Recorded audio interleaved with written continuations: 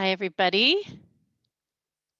Welcome from United Way. We're just getting people in here, and then we're going to kick stuff off. So thank you for joining us.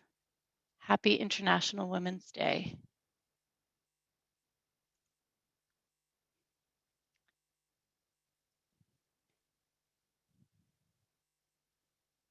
Okay, I'm going to give it a go. I'm Mary Cranston from United Way. I have the great good fortune of kicking us off today, and I want to welcome you all here on International Women's Day. I want to thank all of you who are amongst United Way's most generous supporters for being here today and for your steadfast commitment to women and their families all across the GTA. I also want to thank and introduce our amazing moderator, Bridget Trong, who's here today. Bridget is a go-to source in Toronto for the latest trends in lifestyle and entertainment. She is a multimedia host, a producer, a creator of the podcast This Truly Is, and the founder of Be True Media. With an unwavering commitment to empower women, Bridget's latest venture, Homegirl Nation, is powered by love and unity, with a purpose to redefine what it means to be a woman. She celebrates diversity and appreciates the silver linings of adversity. And gosh, that is something we have so needed in these last many months. I am thrilled to hand it over right now to Bridget. Mary, thank you so much for that lovely introduction. Hi, everyone. Thank you so much for taking some time today out of your schedules to be a part of a very important and informative event. My name is Bridget Trong, and I'm so honored to be a part of the event alongside the incredible United Way team, our panel whom you're about to meet, and of course, all of you to discuss how we can collectively increase our philanthropic footprint, which I believe is more important than ever given what the world has been experiencing the past year. Now, before we get any further, I'd like to take this time to acknowledge the land we are standing on today. It is the territory of many nations, including the Anishinaabe, the Haudenosaunee, and the Wendat peoples, and is now home to many diverse First Nations, Inuit, and Métis peoples. We acknowledge that Toronto is the treaty territory of the Mississaugas of the Credit through Treaty 13. We also acknowledge that we are all treaty peoples, including those who came here as settlers, as migrant, either in this generation or in generations past, and those of us who came here involuntarily, particularly as a result of the transatlantic slave trade. Today, we pay tribute to the ancestors of those of African, Indigenous origin and descent. Now, like Mary mentioned, what a timely day to bring everyone together. It's International Women's Day. This year, the theme is Choose to Challenge. Now, the more aware we are of gender disparities taking place outside of our doorstep, the more inspired we can be to take action, raise awareness against gender bias, challenge them, and continue to celebrate the achievements we've all made respectively and collectively for a gender equal world.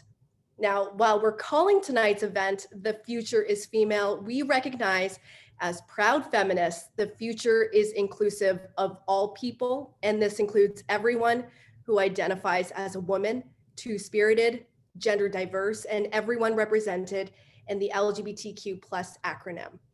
I'd like to mention some current statistics while I'm speaking of local women and what they're facing today right outside of our doorstep. Nearly 450,000 women in Peel, Toronto, and York region are living on low income in a region that is increasingly becoming unaffordable. Barriers women in the GTA face include precarious employment, unaffordable housing, and expensive childcare. Good news, research does show that female economic power is growing. Women represent nearly half of Canada's labor force, and it's estimated that by 2026, the share of discretionary financial wealth in the country controlled by women will rise to 48% or $3.3 trillion.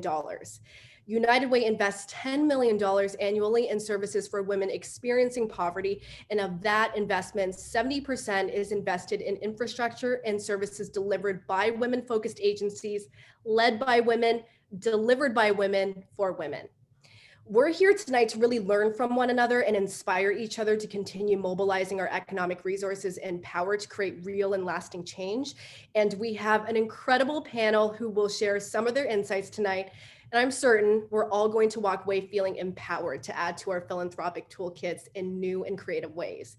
I want to mention as well that we'll be reserving the last 20 minutes for audience questions. So please feel free to utilize the chat function in this event to get your questions in. Okay, without further ado, let's meet our panelists. We have Yvonne Chan today, who is a Women United donor and VP and Director of RBC Wealth Management. We also have Michelle Dagnino, the Executive Director of Jane Finch Community Center, and Sophia Harkwell, who is the CPIR Vice President, IR and Corporate Development for Aston Bay Holdings. Ladies, I can't tell you how excited I've been to take a deep dive into your efforts in engaging with your communities effectively. Personally, I found it challenging to reach out to my network when the pandemic hit, knowing that everyone was facing their own struggles, personally and professionally. Asking for support and donations seemed a difficult ask at the time. Now, because I'm in media and social media is my lane, I decided to start a t-shirt line and community called Homegirl Nation to really encourage social media friends and following to learn more about what was going on with women living in poverty. Proceeds from the t-shirt sales went directly to United Way GTA's Women's Impact Fund, and I was very transparent with all the details from start to finish, which is why I think the idea worked, and it was shared by many people online. And people were proud to rock their shirts while supporting a great cause. So that was one of the creative ways and pivots that I made during that time. But I'm curious for you, what has been the biggest challenge that you've encountered the past year in mobilizing your respective communities to give back? Yvonne, I'll start with you. Yeah, thank you, Bridget. And I think it really mobilizing really starts with ourselves. And I think when Jennifer called me up, and good for Jennifer to reach out all the time. She's very brave to do that consistently. So Jennifer Chegg has reached out to me in April of last year in the middle of the pandemic or beginning of that. And I said, I'll take up the challenge to, and I said, I put in the first 10,000 in donations for my own funds.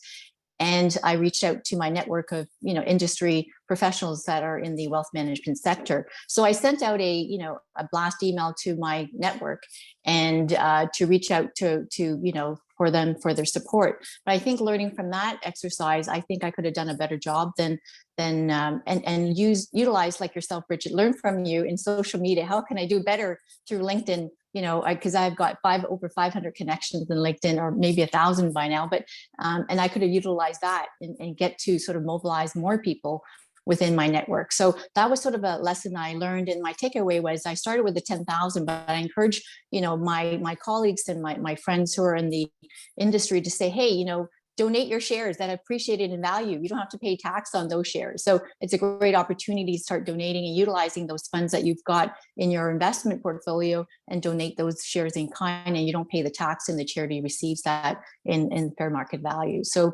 I think that was a great initiative, and I will continue to do more of that. But mobilizing starts with ourselves, and we can always do more. Wonderful. Thank you, Yvonne. Michelle, what about you? What have you done in the past year to kind of combat those challenges?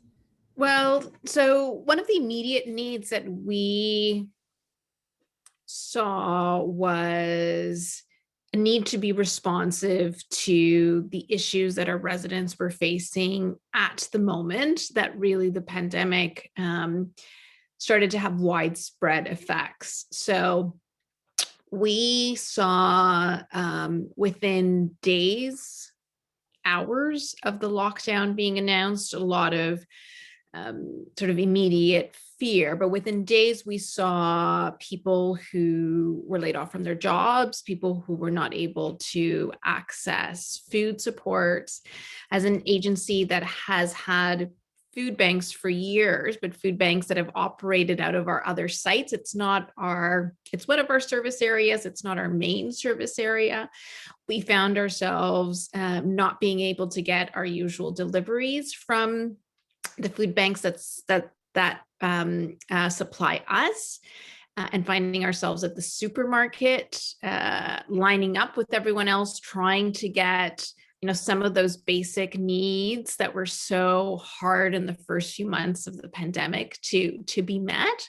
So, our challenge was in part a logistic one, but also really an ability to call out to a community to say, we need you now. This isn't a time that we can say, let's develop a plan, let's put a strategy in place to figure out sort of how we can get money flowing 6, 9, 12 months from now. We need to be out now. And for most charities, like the Jane Finch Center, most social service agencies, like us, our staff are usually, our staff are almost all entirely dedicated to being frontline service providers. So, having in place this network that you can call out to really relied on personal connections, relied on, some of the work that we have done over the years, calling out to people, but we didn't have that formal network of donors in place. And Sophia, what about yourself? What kind of challenges did you see? I think for myself, the biggest challenge was like the uncertainty of 2020 and where can people give back and how to make a difference, because there's so much going on, so much happening so quickly. We're all living in the unknown through lockdowns. We've never experienced this before. And we couldn't even imagine what the outcome would be, let alone how it would affect other people in our communities. So even now, we're just beginning to understand the depth of the inequality that people have been suffering, especially women, just from COVID, let alone from all the other prevailing factors that existed before this. So for my peers, just providing them with an avenue for them to learn and show how the smallest change can lead to some inequalities and setbacks for people living in our communities. And my peers just wanted to do something. And we were fortunate enough to be able to do something because many of us were able to work from home and had the resources and time to do something. So just introducing them to United Way and showing them what kind of powerful organization we can rally around. So as we all know, United Way has been established for many years in so many communities in the GTA, and they have connections on the ground with neighborhoods, and they know how to really make change happen. Not only on the practical side, but they also put in the work and the research and learn what is needed and how research will make a lasting and changing impact on communities. So just giving them the opportunity to see where they can do and what they can put their resources are was really important for what I found. I love that. Really, knowledge is power. And sometimes we just have to have that right information presented to us very clearly so that we can actually take action. I know, like I mentioned before, it was almost daunting to reach out to people and say, we can help our vulnerable communities, but all of us were feeling quite vulnerable in different ways last year. But sometimes we just have to tell the story the right way and get it right in front of people for them to be inspired. Yvonne, decades ago, many retail brands identified women's purchasing power, and it arguably changed the way we look at shopping and advertising, and it changed the marketplace landscape as a whole. As an advisor, how do you factor in philanthropy into the financial advice you give to your clients? And how do you think women's increasing philanthropic power will shift the charitable sector and the issues it serves? Yeah, and I think the direction is very positive towards for women in terms of economic power. So that's a fantastic shift. And I think that towards, philanthropy and charitable giving is going to be a very positive impact. But, in my role as their advisor, I think wealth planning is about, their charitable gifting.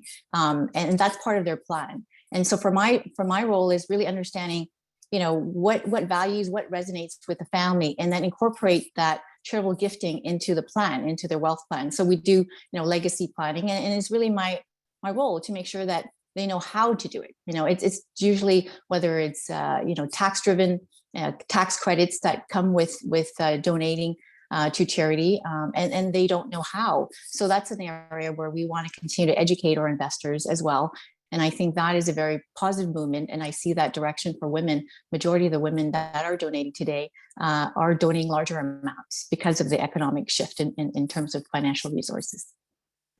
That's fantastic. You're noticing across the board that they're donating larger amounts than they were prior to the pandemic?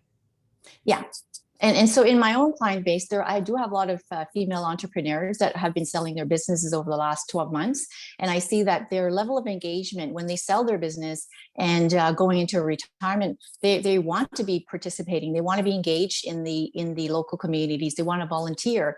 And I think that engagement, the higher the level of engagement, the higher the donation dollars. So over the last couple of years, I've been really trying my best to introduce the investors in my client base to continue to be engaged, going out to the local communities, going out to the agency visits. So when they are out there, they really feel the direct impact and listening to the stories that the individuals are receiving from those resources from the agencies. And I think that's so powerful that they have this connection to the dollars that they donate and to the people who are receiving it and the positive impact they have on one person at a time, one youth, one woman at a time. And I think because of that engagement, we've seen the donation dollars increased as well. And that includes myself. I mean, as I'm going out to the communities to visit, I know we couldn't do that. And I know Jennifer tried us to try to do that, but I was just thinking out loud the other day saying, why can we not do virtual tours, right? And I will get my investors to do virtual tours of these agencies that I think will, tell the story, one story at a time, one agency at a time.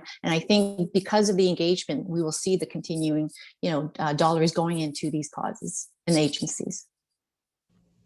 That's incredible. Thank you so much for sharing that. Speaking of engagement, Michelle is the executive director of Jane Finch Community and Family Center. You lead where you live. What advice do you have for people who want to show their local love and mobilize their neighborhood and neighbors towards positive change?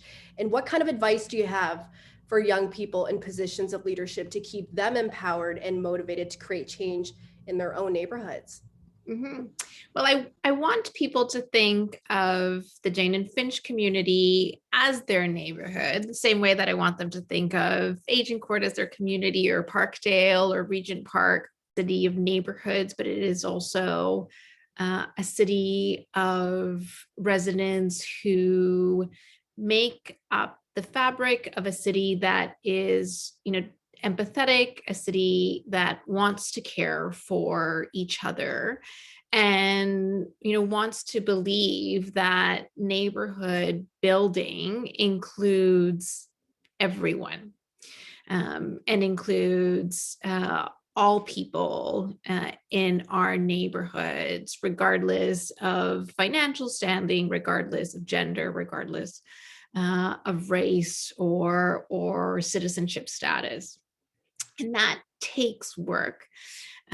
Neighborhood building takes work. And agencies like the Jane Finch Center rely so heavily on United Way to tell our stories, because United Way has always gets it, right? They understand what our work looks like, and it's hard work to understand this idea of a multi-service model where all people are welcome and all needs are met and are served.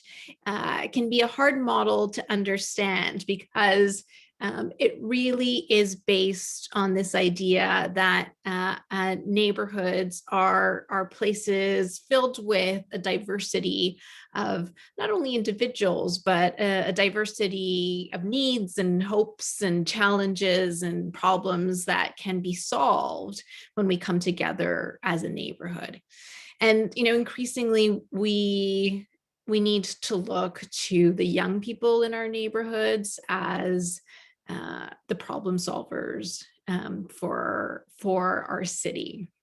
And I think in terms of, how we provide those opportunities, a lot of them will come through organizations that offer, youth leadership programs, that will come through opportunities for young people to have local jobs and local employment and be able to build those networks and connections, so that a neighborhood like Jane and Finch, which is embraced by the residents of Jane and Finch, is felt to all to be a welcoming place in which all parts of the city want to come to, not just those of us who work or live there. I want to kind of stick with the younger generation for a minute here, because we know that social media activism has really blown up in the past year for many reasons. And when you go out and engage with the younger folks out there to get them empowered and motivated to help out, to give back, what do you think it is that really gets their attention? Is it, what kind of tools or kind of knowledge base are you equipping them with to have them run inspired and empowered to do the work?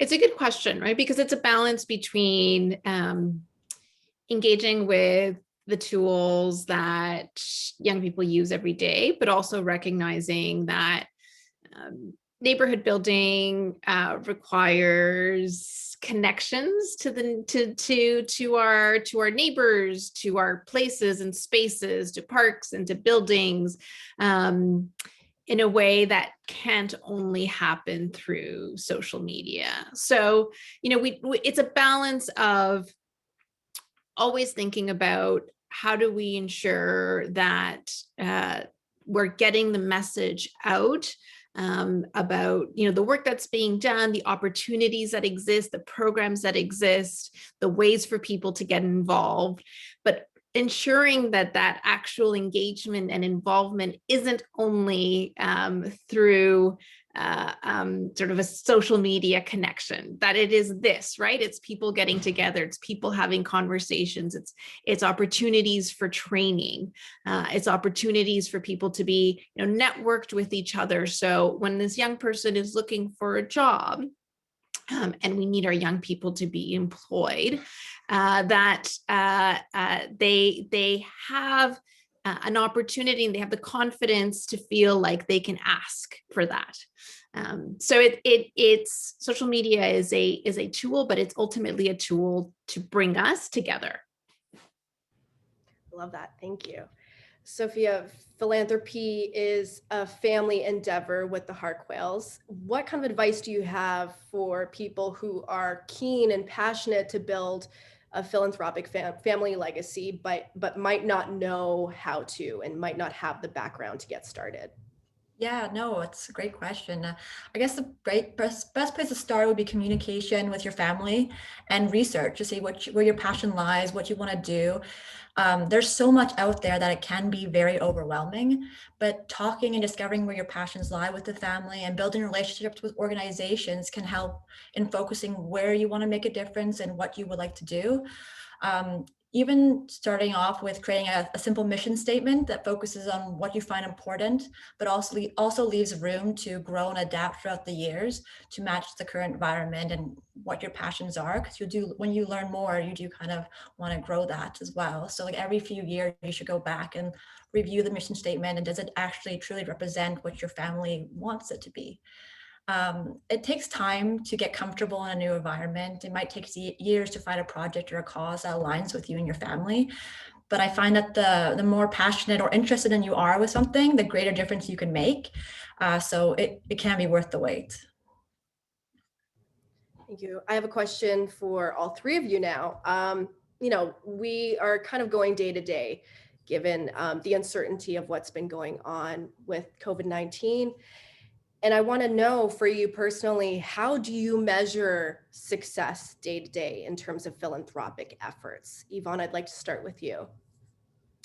I think it's just in being engaged and then engaging yourself with the community and the stories and the people that are part of the story. And I think that itself is a success, and then it creates momentum in terms of positive energy for yourself, and then you embrace that with other people within your work environment. So I think it's just that is a success, and it starts with us. And I think we just always have to remind ourselves we are all really, really busy. We're facing very challenging times through a pandemic, and that's not an excuse. The reason should be we should be doing more, and how can we do more? So we always have to step back and look at ourselves and saying, are we doing enough, and what can we do more, and how can we do better? And I think that is the success to get started and continue that momentum.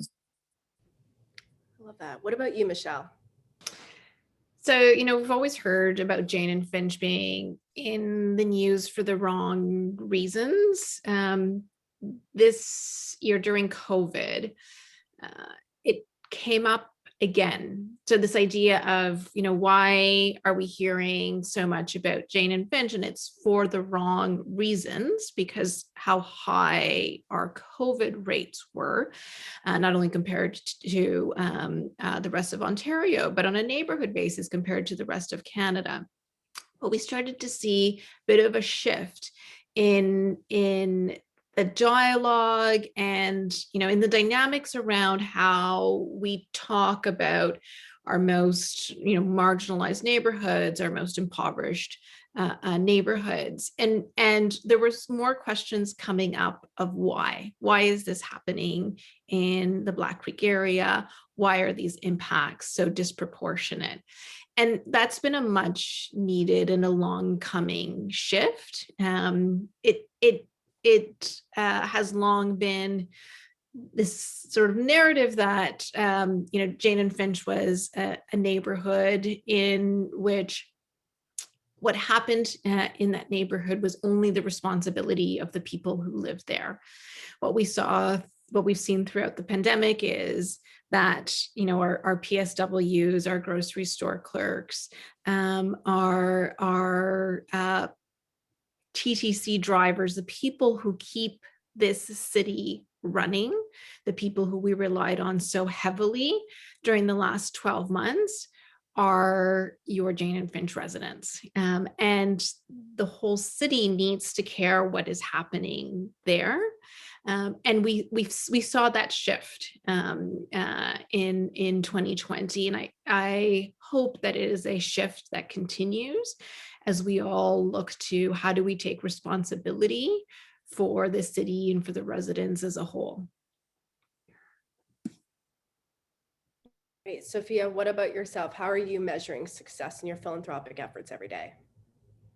That's a really tough question, because you kind of think like every day kind of goes into, with COVID, kind of goes into another. So you kind of get lost in the purgatory of this all, and you don't step back and think about other people, what they're going through. As like Michelle was talking about Jane and Finch, like, you don't think about like the frontline workers and like their stories and just what they're going through. You kind of get stuck in your own little world. And with COVID, we don't really get to, or especially right now, we don't get to connect with people as we used to and hear people's stories. So I think just doing conferences or panel discussions like these, connecting with people, hearing stories, hearing those little things that will make a difference. Like I remember at the beginning of the Local Love campaign, just when they were raising money with United Way, and they're saying just have people drive food to seniors home because they couldn't leave the house. And just those little things you don't think about. It just, you got to keep on hearing the stories. And I think the success in that is just opening up people's minds and saying, yeah, what we're going through really is tough, but like we had to step back and look around and see what else is happening too around us. It's true. That's such a nice reminder. Sometimes we're just so caught up in our bubble, in our day-to-day, that we forget to take a step back and look at the picture holistically. So thank you for that reminder. Michelle, research is showing that millennial women may have different charitable priorities than older women. Now, you're best known as one of Canada's multi-generation engagement experts. What differences do you see between younger and older community mobilizers, and what can we learn from each approach? I think it really is the tools. It's that's the difference between generational groups, but the intentions are similar in that there is a desire to give back and give back where it's most needed. How we get there, and Bridget, you were talking earlier about your t-shirt campaign, for example. That generally looks different across the generations in terms of, how we come up with some of those ideas for giving back. And it's interesting sort of when we use the language of philanthropy, because I think that's also a generational difference. I think younger folks don't necessarily think about it as philanthropy. I think they think about it as, what it is to be an engaged member of the community, what it is to have connection to something that you see and want to support its success. But I have always had the privilege in my career to be supported by amazing women mentors. And I wouldn't be here if it wasn't for the mentorship of multiple women in my life. And they have all wanted the same thing, which is not only my success, but the success of the communities that we serve, and whatever that looks like. It can be individualized, but ultimately the intentions are the same. Now, let's stick with generations for a minute. Yvonne, as an advisor, I'm sure you speak to many clients who fall in different age brackets. Do you find that when you're, depending on who you're speaking with, whom you're encouraging with advice in the philanthropic sector, you have to strategically plan what kind of language you're using to mobilize them? Yeah, I mean, I think in my client network, it's, the age category would be sort of 50s to 60s, but, and then also into their 70s. But I think what I see fascinating is that most families have, charitable gifting as a value, mission statement in their family mission. And so that includes financial literacy for the young generation. So the next generation of, young children or grandchildren. And so we built that into the financial literacy program of charitable gifting at a young age. So we start our financial literacy programs at age 6 and to age 25 for the young generations. So that's something that's been incorporated into our wealth plan for families to create legacies. And I think that's been a positive movement. So I think, charitable gifting is not just one age. I think we have to start as advisors to start, educating the next generation what gifting is all about. And that resonates with the families as well. That's a great point. I want to switch gears a little bit back to you, Sophia. The mining community is important to you, and the health and prosperity of community at large is really important to you. And you've been great at bringing these two together. You helped the Young Mining Professionals Toronto Association to launch its Mining Cares initiative. The group has already raised close to $200,000 in support of United Way. Why was this in particular an important cause for you to rally around? Well, the mining industry has always emphasized the importance of giving back. So I'm just learning from the leaders there and just building on that. As I said, when COVID hit, a lot of my peers were looking for ways to give back to the communities, and United Way was the easy choice to support or raise awareness around, as it's such a strong organization that has done its research and established connections on the ground. So I just wanted to bring light to the great work United Way does and introduce my peers to it and the communities as well, and how it touches on so many people's everyday life. I think most people don't know United Way has such a unique ability to quickly identify significant struggles that communities and individuals are dealing with. And especially when the pandemic hit, United Way had the knowledge and the community connections to be able to quickly mobilize and focus on areas that were hit the hardest and fill a need that might not have been noticed until very late. So it was just, for me, it was putting one and one together kind of thing. One of my favorite quotes, you just reminded me of, just about learning from other leaders out there, is that there's someone out there that knows something that you don't. And it's true. As much as we tap into our networks to encourage them and empower them, we should also tap into our current networks to be inspired ourselves and to keep ourselves hopeful in what we do. Michelle, for you, who were you able to kind of glean some inspiration or empowerment from the past year to keep on keeping on? So all of my staff saw it as their duty to not only continue to come to work, but to find out immediately where the most need was and how we were to meet those needs. And that wasn't, it wasn't a sort of a group discussion. It wasn't some sort of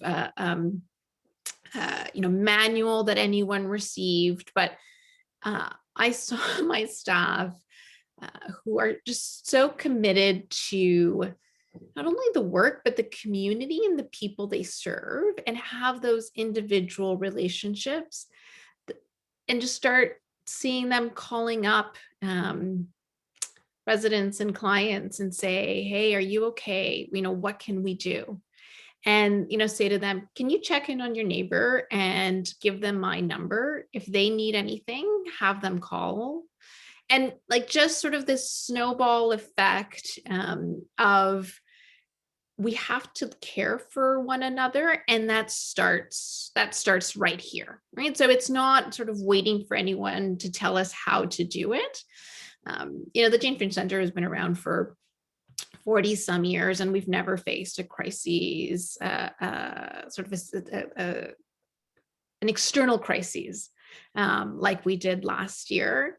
And I was just so proud and inspired by how my staff responded, and I continue to be to this day. I take my cue around how to do my job from them. Yvonne, how about yourself? Yeah, it's amazing. Before this call, half an hour before this call, I got off a review with one of my investors. And what's amazing that inspired me I could do more using his story. And, we have allocated 180,000 as his annual spend based on our calculations. And he actually utilized this money to donate to charity last year. And I was so touched by it. I thought, wow, that is an awesome number. And so he said that was his personal challenge. He did it. And the positive is the market has given back whatever he's donated. So again, we donated in securities in kind, which appreciate and value. He didn't pay tax on it. He made a humongous contribution that he otherwise, I have nowhere to go. I have nowhere to spend. So might as well, contribute to our community and to causes that that resonated with him. So that was just an hour ago. And I was so motivated after I got off that call. It's like, I could do more. I can also do more. And it starts with me too. But, what's the major motivator is my clients, who's been amazing in supporting causes that they believed in, and it continues to share those stories. And it keeps me going too, so that I could do more as well. Wonderful. I think he'd be very pleased that you gave him a shout out today. We'll have to report back. Yeah. It's not just women and, that are donating equally, I would say, not equally, but I think there's more women looking more engagement in volunteering and donating their money and time. But also there is a good, a client base of males that are continuing to, look in donating to their causes as well. So. Sophia, you work in a male-dominated industry of sorts. Have you been able to work collaboratively on both sides, bring everyone together to keep everyone motivated, and even yourself?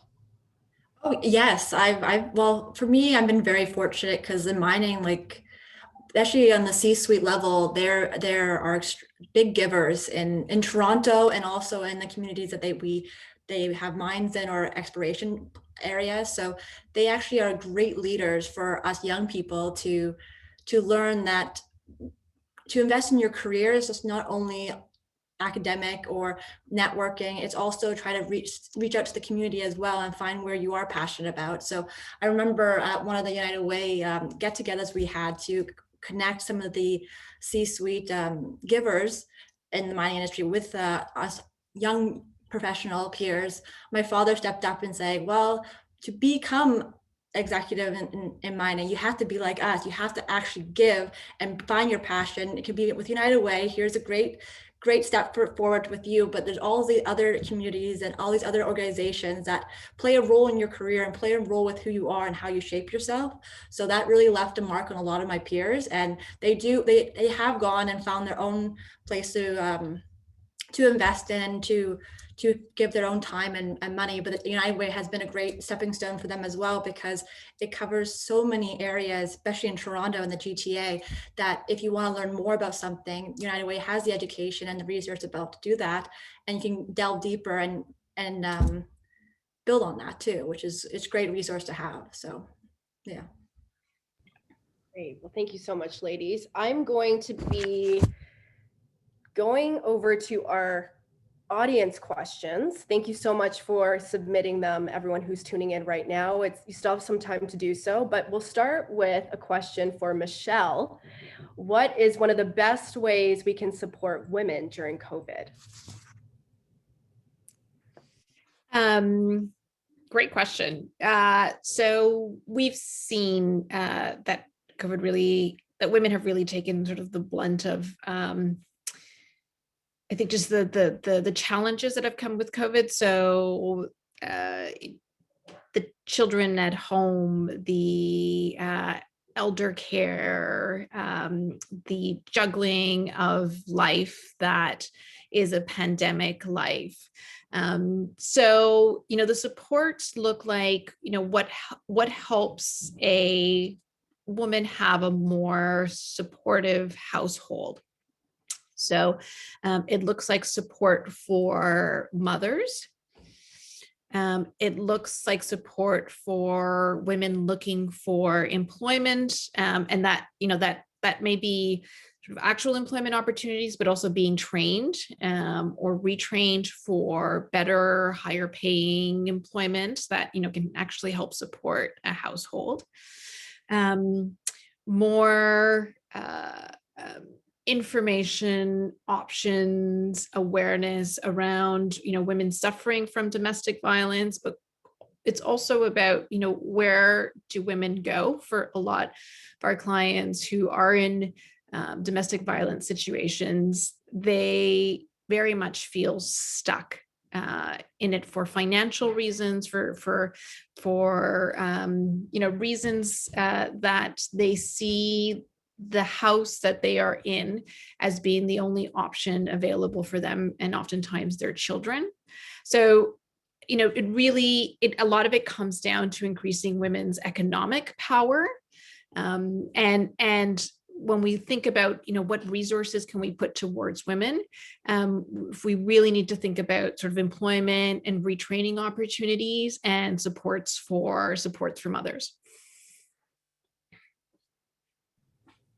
Thank you. Sophia, we have a question for you. How do I get my young daughters involved in community to support? To support the community, or sorry? I think that's, so how do I get my young daughters involved in the community? Yeah, to support the community. I guess just to exposure and stories, honestly. I think just the more people are exposed, the more people hear about it, the more they can find a way to connect in some way. I think once you get a connection going and some sort of tie and understanding, then I feel like it gets easier and easier to want to be a part of it and want to either know more, try to help, or try to support the way in some way, I guess. But I guess knowledge and I guess a connection, I would say best too.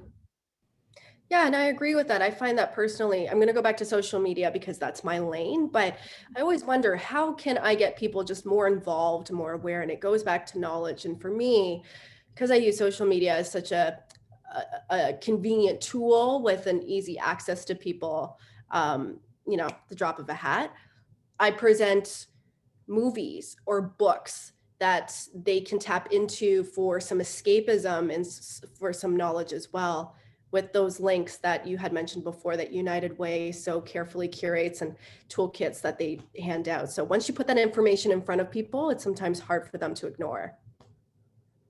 Okay, we have one for Yvonne. Given the increase in giving capacity among women, given their earning power, what do fundraising campaigns look like now and ahead? And how do you see women being engaged for giving differently than they are now? I think that the trend has been, in terms of dollar amounts, has been increasing, but I think the more engaged they are in their causes will continue that direction of positive giving. So I think it's the engagement, and then the donation dollars will come. So yeah.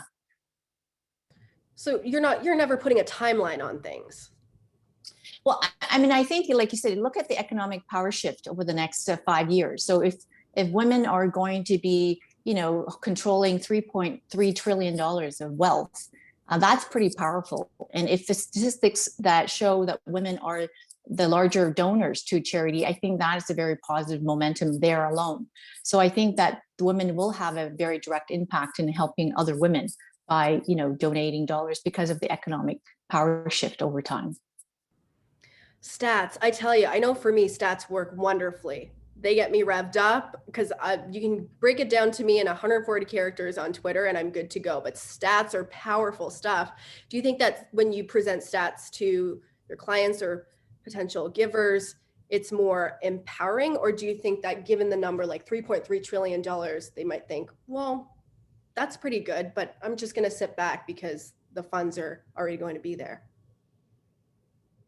No, I think the dollar that is there, but I think it's just educating, right? And I think our role, within United Way and each of us is really to continue to educate and then communicate and to continue to embrace that message of, what giving is. And so I think the more we do that and having, again, to me, going back to the agencies, the localized community agencies is so powerful. Like listening to Michelle's story, what's facing for the frontline workers and telling those stories. And really, I think a lot of people will resonate with that. And if they don't, then they will listen. And hopefully, I think our message is really to continue to be out there, continue to share this message as much as we can within our own networks. And again, we're always going back to start with us, right? Who is in our network? How do we going to deliver this message within our network and then to continue that work? Michelle, I have another question for you. As a donor, how can we invest more than just our money, but also time and engagement? Is that needed as well? Yeah, it totally is. And I think it is a question of asking and a willingness to listen to where that engagement is really needed, because it may not always be the same place where sort of you feel like your expertise or where you want to put your time in. I think we all sort of walk a balance in terms of, wanting to ensure that donors feel engaged in the work that we are doing, but also wanting donors to know where the real need is and following that need, right? Rather than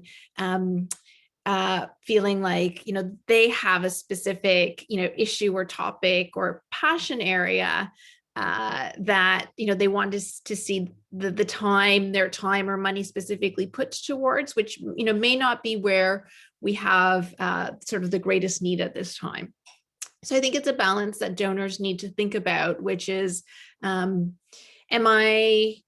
I want my time to go towards sort of supporting the community where sort of the community needs it most, or do I have a certain expertise that I'd like to bring and see where that fits in? And sometimes it, certainly the two can overlap, but sometimes we need people who are just willing to pick up food hampers and, drive them to, residents in buildings.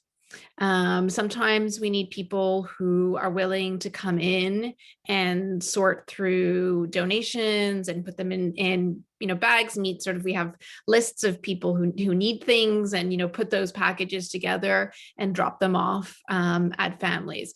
Sometimes it's the bigger stuff and, we're looking for the more in-depth skills. And other times it really is just about your time and willing to say, listen, put me to work wherever you need to put me to work. Now, I have a few questions here that I'm going to present to all of you ladies. Let's start with, hang on one sec. Okay, so you've all shared how you're working differently. What will you continue doing post-COVID that has been working and you want to continue, especially in ways that support your colleagues or people that you're currently supporting? Sophia, I'll start with you. I gotta think about that one. I guess checking in on people. Like, I guess before COVID, you just see your friends, you see your coworkers where you can, and you kind of go on about life. But now I try to do more like a check-in with my friends, sometimes with my coworker, just not even for work, just being like, hey, how you doing? Like mentally, and my brothers as well. We try to organize dinners together just through Zoom. And one of my brothers is in Montreal, so we never did that before. And now it's nice, and we should do it more. But I guess just to stay connected and checking in on people rather than just saying, how are you doing? Good. Next, actually seeing how people are feeling, I guess.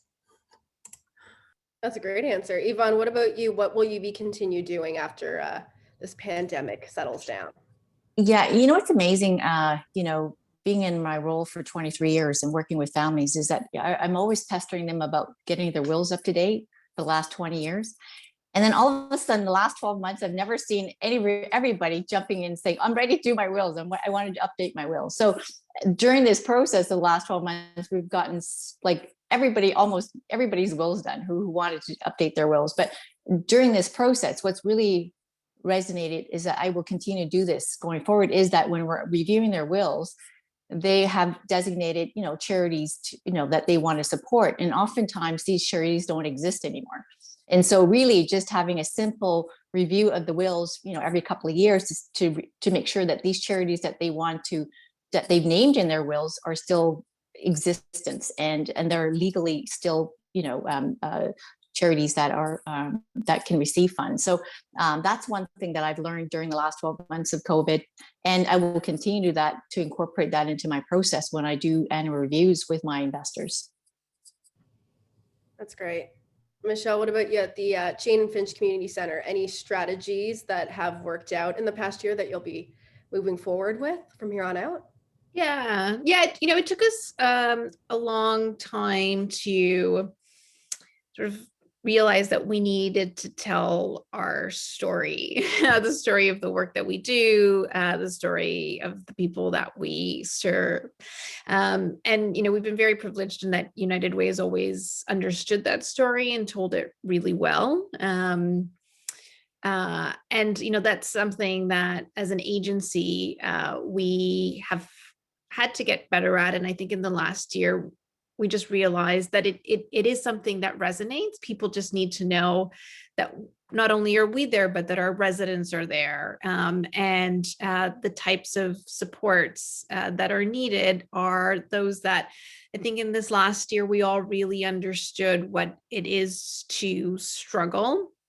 And although, as we've talked about, we may all be in it together, but we're not all in the same situation and circumstances. This is very much it is a common moment in history.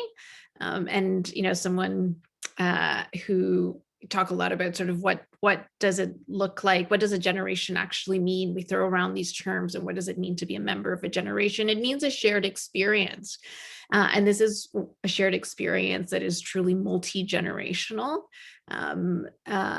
So, for us, it's about how do we keep telling the stories not only of need, but of resilience and of success, and of really some of the fantastic work and ideas that are coming out of the Black Creek neighborhood, and that are coming from those voices that for so long we have not been hearing from, and particularly the voices of Black men and women, the voices of Indigenous people, the voices of those who are marginalized or oppressed by virtue of race and gender. We have seen those voices emerge throughout this pandemic, and we want to continue to elevate those.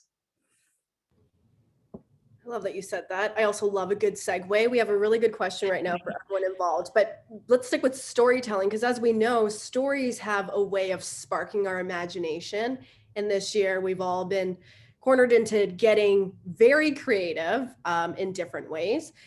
Are there any success stories that you can share from your personal professional experience that have empowered women in your group or other networks, Michelle? Yes. So lots of success stories. I mentioned earlier the mentorship piece, and I will, continue to speak to that point for, and when donors talked about when we had that great question from Deepa around what are other ways for people to get involved, is really for men and women to reach out to us and say, is there someone that I can be that mentor, that connector, that networker for? For most of us as adults, it has to come through professional connections. And it comes through usually opportunities that arise because of our privilege. If you don't have that privilege, that opportunity to be connected, that opportunity to get that leg up is just that much harder. And so if we can think about ways that we look at how we support each other, and for women, it's about how do you support other women, not only where they live, but in the current circumstances that they are in. And so many our women could really benefit from a mentor in their lives that is empathetic and understanding of their situation and wants to meet them where they are and help them get to where they want to be, right? And there are ways of doing that that come from a place of sort of not judging, but being able to actually move people forward. That's great. Meet people where they are. Mm-hmm. That comes with listening, like you had mentioned. There's one more audience question that I really want to fit in quickly. So ladies, if you can offer one piece of advice here, how can we engage more men in supporting women's causes? Sophia, let's start with you. Supporting women. I guess, well, mining is very male dominated, but we haven't really focused on women causes. We kind of focus on an overall cause, like United Way, which is the main thing. But they've always, like, we raised 200,000 for a local love fund, and that was all based on members and corporate donation from corporations, and that was based on men and women. So like, men have really stepped up as my peers, and a lot of women as well. Like, not only do women give, they always want to do more. Like, what can they add on? So I guess my advice is just, once again, just put it out there, let people know what's available. And men and women, I think men will, it's easy for them. If there's something in front of them, they'll do it. So maybe that's why, just put it in front of them. I love how optimistic you are. That's such a general umbrella. That's great. Yeah, naive maybe, but whatever. Yvonne, quickly, what about you? How are you engaging, or how should we all be engaging men to support women's causes more so? I don't think there's a unique strategy that's different than engaging women.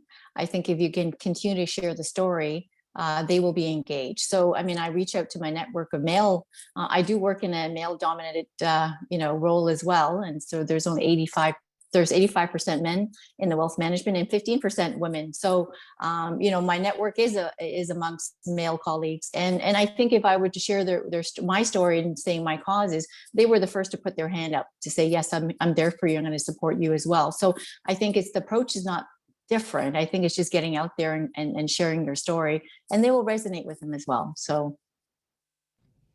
Great. Michelle, what about yourself? I would say, a rising tide really does lift all boats. It is to the benefit of all of us, but in particularly men, to have women who are well trained and fully employed. It is to their benefit to ensure that women are feeling happy and fulfilled, and provided that the tools that they need to raise successful families and children have the tools and the safety that they need to become successful, because we all rely on one another. It is very much an ecosystem in which it is not just enough for a percentage of the population to do well and be successful, whether that look like personal or financial or economic success. It is to the benefit of us all if our society and our neighborhoods are healthy and happy, and that our neighborhoods and the people who live in our neighborhoods feel like they have the opportunity to succeed in the ways that allows for a sense, an ongoing sense of care and need for one another.